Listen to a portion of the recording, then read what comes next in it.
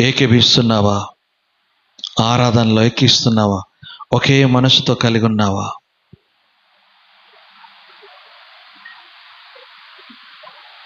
కొన్నిసార్లు పాట పాడితే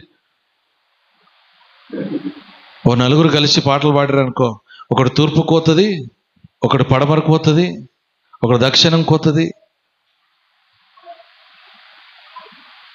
నీ ప్రార్థనలు కూడా ఆ విధంగా కలిగి ఉంటున్నావా?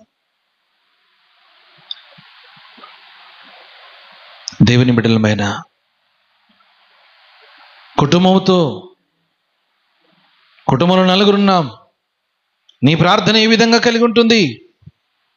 ఏకభావంతో కలిగి ప్రార్థన చేస్తున్నామా?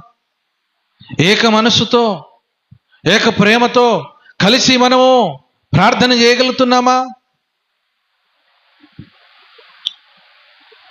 ఆ ఉన్న భోజనం